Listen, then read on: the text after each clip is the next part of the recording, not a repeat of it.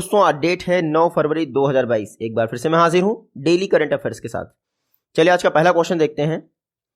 जीवन रक्षक पदक, ये अवार्ड्स की एक कैटेगरी है। जीवन रक्षक अवार्ड्स ये कितनी कैटेगरीज में दिए जाते हैं? तो जीवन रक्षक पदक अवार्ड ये दिए जाते हैं 3 कैटेगरीज में। कितनी? 3 कैटेगरीज में। ये देख लीजिए आप, ये आपके 3 कैटेगरी हैं जीवन रक्षक की। एक है सर्वोत्तम, दूसरी है उत्तम और तीसरी है जीवन रक्षक पदक। जो सर्वोत्तम कैटेगरी है जीवन रक्षक पदक अवार्ड की, उसमें आपको 2 लाख रुपए का कैश अवार्ड दिया जाता है। जो उत्तम कैटेगरी है जीवन रक्षक पदक अवार्ड की, उसमें आपको 1.5 लाख और तीसरी कैटेगरी में 1 लाख रुपए का कैश अवार्ड दिया जाता है। तो याद रखिएगा, जीवन रक्षक पदक अवार्ड, इसमें 3 कैटेगरीज हैं। हर कैटेगरी के लिए अलग अलग प्राइस टैग शामिल है, जैसे यहाँ पे लिखा हुआ है। अच्छा, 2021 में कितने लोगों को जीवन रक्षक अवार्ड दिया गया है? तो 7 आरपीएफ पर्सनल हैं, रेलवे प्रोटेक्शन फोर्स के एम्प्लॉय हैं 7 लोग, जिनको हमारे प्रेसिडेंट श्री रामनाथ कोविंद जी द्वारा 2021 के लिए जीवन रक्षक पदक अवार्ड दिया गया है। एक्ट ऑफ ब्रेवरी, बहुत बड़ा काम किया है बहादुरी का। जीवन रक्षक पदक अवार्ड आप देखिएगा, लाइफ के किसी भी मोड़ पर यानी किसी भी एज पर दिया जा सकता है और पोस्टमसली भी दिया जा सकता है। अच्छी बात यह है 1961 के आसपास जब आपके अशोक चक्र स्टार्ट हुए, तभी जीवन रक्षक पदक अवार्ड भी शुरू कर दिया गया। तो अशोक चक्र अवार्ड आपके गैलेंट्री फील्ड में दिए जाते हैं और जीवन रक्षक पदक अवार्ड नॉन गैलेंट्री फील्ड में दिए जाते हैं। इस बार 7 लोगों को दिया गया है, 3 कैटेगरी है, प्रेसिडेंट जी ने दिया है। नेक्स्ट क्वेश्चन है हमारा, सांसद आदर्श ग्राम पंचायत योजना या फिर सांसद आदर्श ग्राम योजना, ये किस वर्ष लॉन्च की गई थी? तो प्राइम मिनिस्टर मोदी जी द्वारा 2014 में सांसद आदर्श ग्राम योजना लॉन्च की थी। चर्चा में क्यों है? देखिए, मिनिस्ट्री ऑफ रूरल डेवलपमेंट ने कहा है कि 2021 की रैंकिंग में तेलंगाना के 7 विलेजेस ने टॉप 10 ग्राम पंचायत का अवार्ड जीता है सांसद आदर्श ग्राम योजना के तहत। देखिए, प्राइम मिनिस्टर नरेंद्र मोदी जी द्वारा अक्टूबर 2014 में सांसद आदर्श ग्राम योजना लागू की गई थी। कुछ काम तो हुआ नहीं उसके अंतर्गत, हालांकि तेलंगाना गवर्नमेंट जैसी गवर्नमेंट है जो अच्छा काम कर रही है, लेकिन देश में आपने देखा होगा सिर्फ नाम में ये स्कीम रह गई है, सांसद आदर्श ग्राम पंचायत योजना। 2021 में सांसद आदर्श ग्राम योजना जो इंप्लीमेंट की जा रही थी, लगभग 280 विलेजेस हैं, जिसमें तेलंगाना के विलेजेस ने 35 रैंक तक हासिल की है। ठीक है, अब आप पूछेंगे सबसे बेहतरीन रैंक किसने हासिल की है सांसद आदर्श ग्राम योजना के तहत? तो सांसद आदर्श ग्राम योजना के तहत वेन्नमपल्ली विलेज, जो कि तेलंगाना की ही करीमपुर डिस्ट्रिक्ट में है, उसने फर्स्ट रैंक हासिल की है। तो सांसद आदर्श ग्राम योजना में तेलंगाना टॉप पे रहा है और फर्स्ट प्लेस किस गांव को हासिल हुआ है? वेन्नमपल्ली विलेज। कहां पर है? करीमनगर डिस्ट्रिक्ट, तेलंगाना। तो सांसद आदर्श ग्राम योजना आपको पता ही होगा, अक्टूबर 2014 में लॉन्च की गई। किसने लॉन्च की? प्राइम मिनिस्टर मोदी जी ने लॉन्च की। आपको मिनिस्ट्री याद रखनी है सांसद आदर्श ग्राम योजना के तहत। मिनिस्ट्री कौन सी है सांसद आदर्श ग्राम योजना की? Rural development ministry. Next question है, एएफसी वुमेन एशिया कप 2022 का फाइनल किसने जीता है? तो एएफसी वुमेन एशिया कप 2022 इसको जीता है चाइना ने। आप यहां भी पढ़ सकते हैं। तो चाइना ने कोरिया को हरा दिया फाइनल में और अपना 9वां टाइटल जीत लिया है वुमेन एशिया कप, याद रखिएगा। तो देख लेते हैं हम, चाइना ने कोरिया को हराकर हाल ही में अपना 9th टाइटल जीता है एएफसी वुमेन्स एशिया कप का। ये एएफसी वुमेन्स एशिया कप का फाइनल कहां हो रहा था? डीवाई पाटिल स्टेडियम, नवी मुंबई, यानी इंडिया में हो रहा था। तो 9th time AFC women Asia cup का टाइटल किसने जीता है? चाइना ने जीता है। इंडिया 20वीं बार फुटबॉल का जो ये एएफसी वुमेन एशिया कप है इसको होस्ट कर रहा है और समाप्त हो गया है 6 फरवरी को। चाइना क्या है, अब 2023 के लिए जो फीफा वुमेन्स वर्ल्ड कप होना है उसमें क्वालिफाई कर गया है। 2023 का फीफा वुमेन्स वर्ल्ड कप कहाँ होना है? ऑस्ट्रेलिया और न्यूजीलैंड में। और 2024 का फीफा वर्ल्ड कप कहाँ होना है? कतर में। याद रखिए, इतना अंतर है, दोहा कतर। तो उससे 1 साल पहले आपको 2023 में फीफा वुमेन्स वर्ल्ड कप होना है न्यूजीलैंड ऑस्ट्रेलिया में, और 2024 में कतर में होना है जो फीफा वर्ल्ड कप है। एएफसी वुमेन्स एशिया कप 1975 से इसकी शुरुआत हुई थी। 9th टाइम जो है चाइना ने जीता है कोरिया को हराकर। इंडिया में इस बार होस्ट किया गया है 20वीं बार। नेक्स्ट क्वेश्चन देख लेते हैं, एनसीईआरटी के डायरेक्टर कौन अपॉइंट किए गए हैं? तो दिनेश प्रसाद सकलानी एनसीईआरटी के डायरेक्टर बने हैं। यहां देख लेते हैं, दिनेश प्रसाद सकलानी ये डायरेक्टर बने हैं एनसीईआरटी के, national council of educational research and training. तो एनसीईआरटी के डायरेक्टर कौन बने हैं? दिनेश प्रसाद सकलानी। ये देख लीजिए, ये हैं आपके दिनेश प्रसाद सकलानी, ये एनसीईआरटी के डायरेक्टर बने हैं, आपको इतना ही जानना है।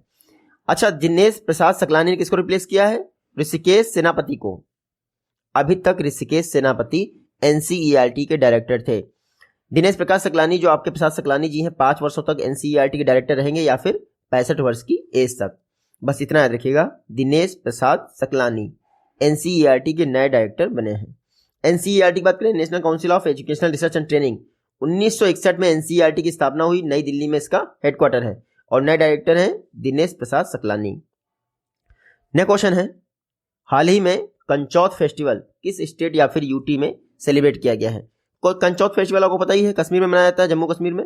कंचौथ फेस्टिवल एक तरह की नाग पूजा होती है, नाग पूजा होती है कंचौथ फेस्टिवल में, नाग कल्चर को बढ़ावा दिया जाता है।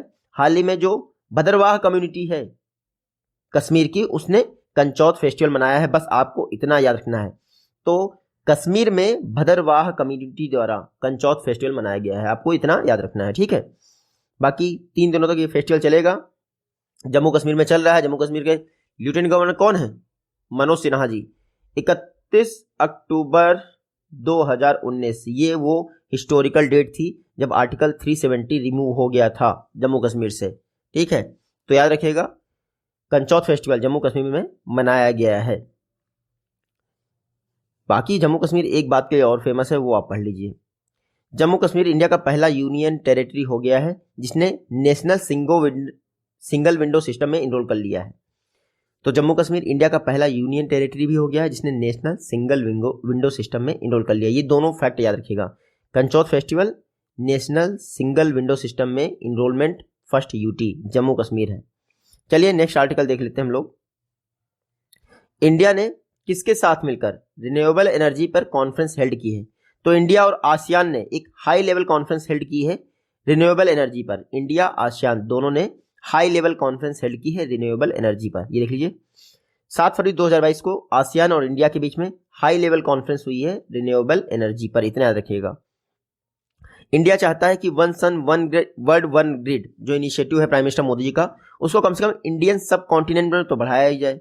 अगर इंडियन सब कॉन्टिनेंट में बढ़ाया तो बिना आसियान की पावर ग्रिड के ऐसा पॉसिबल नहीं होगा। तो आसियान की पावर ग्रिड जो है उसमें इंटीग्रेशन कर दिया जाएगा, तो इंडियन सब कॉन्टिनेंट में आपका one sun one world one grid initiative effect कर सकता है।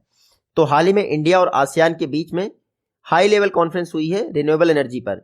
ये जो हाई लेवल कॉन्फ्रेंस हुई इसका थीम क्या है?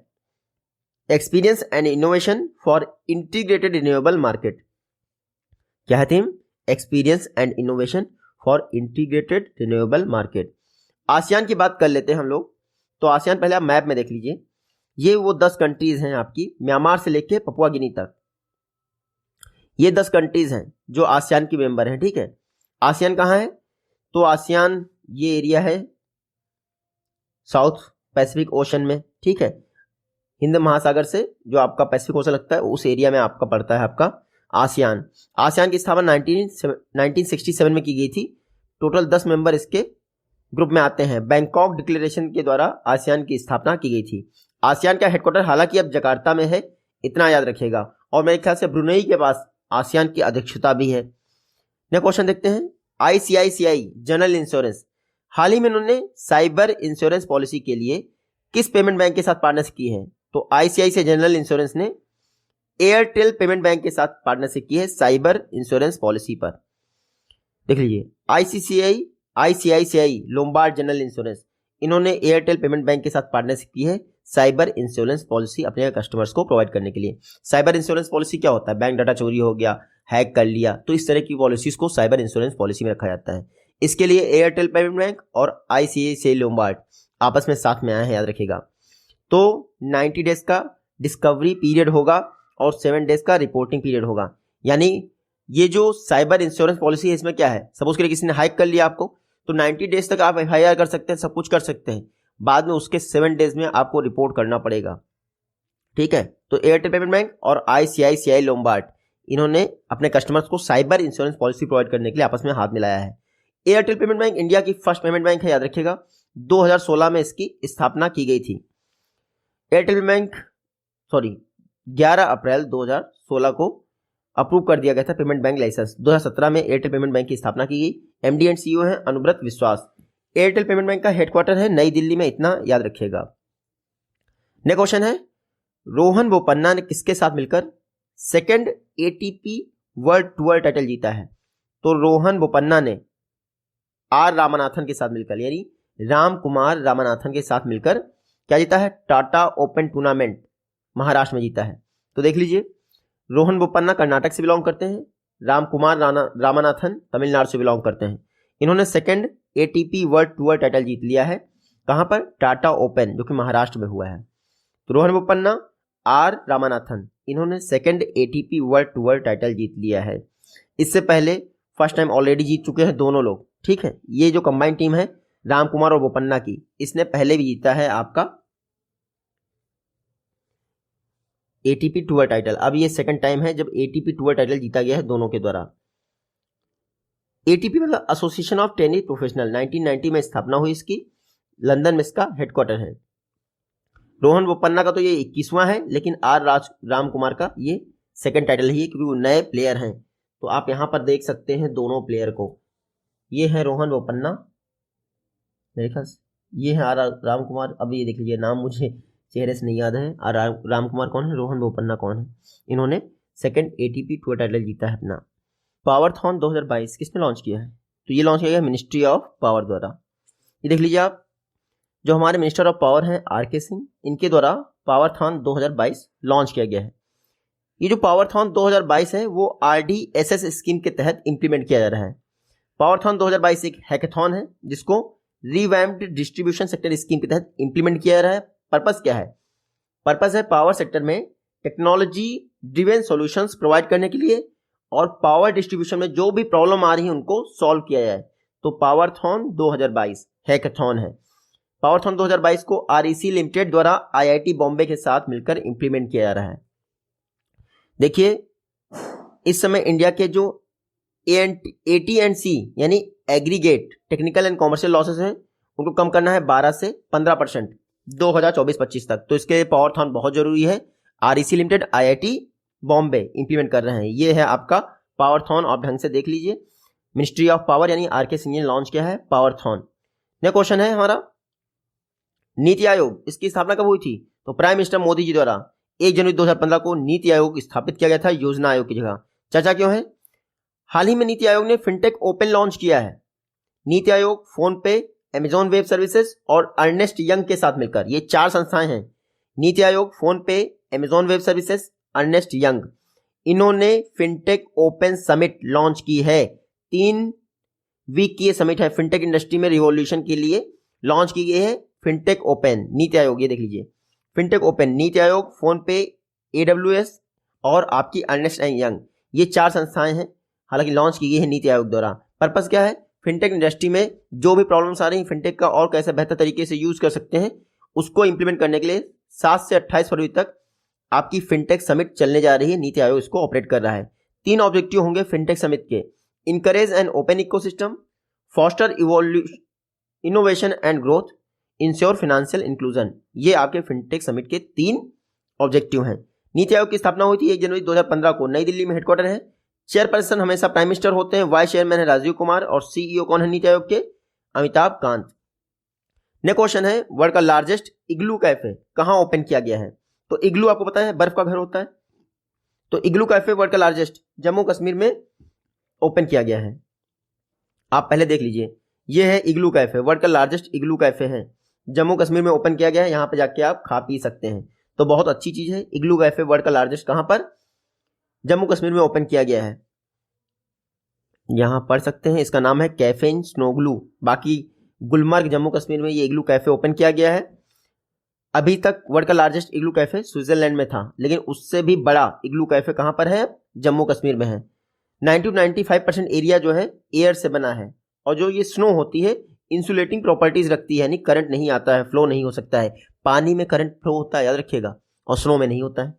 तो इग्लू कैफे वर्ल्ड का लार्जेस्ट कहां पर? जम्मू कश्मीर के गुलमर्गा में। नेक्स्ट क्वेश्चन देखते हैं, हिंदुस्तान रिपब्लिकन एसोसिएशन, इसकी स्थापना कब की गई थी?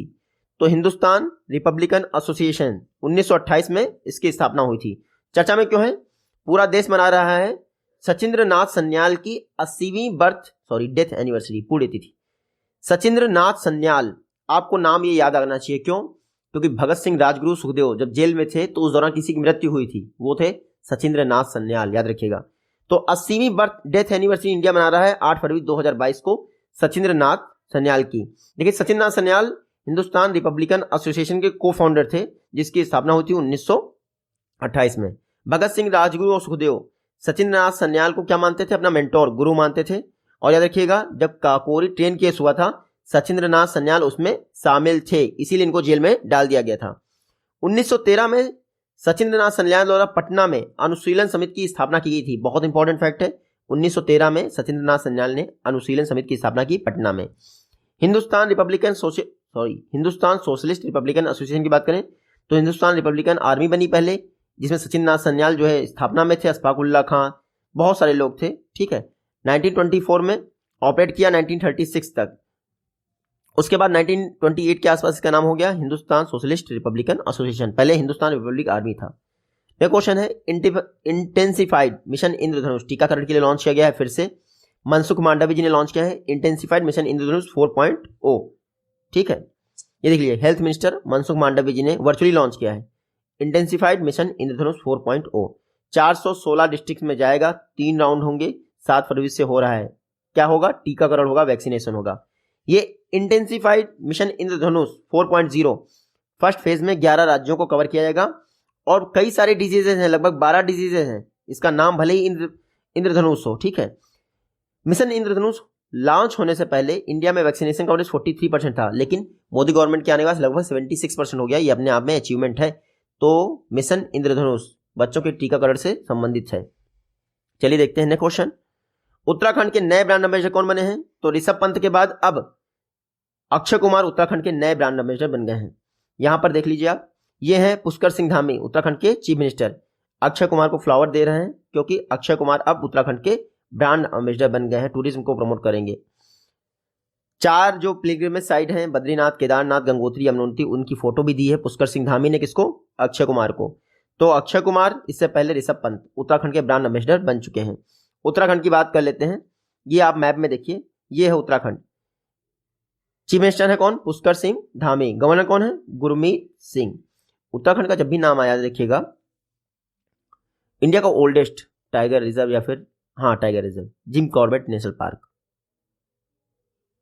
इंडिया का ओल्डेस्ट टाइगर रिजर्व है। 1936 में जिम कॉर्बेट नेशनल पार्क की स्थापना हुई थी, तब इसका नाम था हैली नेशनल पार्क, उत्तराखंड में ही है, ठीक है। नेक्स्ट क्वेश्चन है, आर राजा मोहन, हाल ही में निधन हो गया। ये क्या थे? आर राजा मोहन साइंटिस्ट थे। इंडिया का पहला एस्टेरॉइड इन्होंने डिस्कवर किया था, इसीलिए बहुत आजाद भारत में, आर राजा मोहन, हाल ही में इनका निधन हो गया।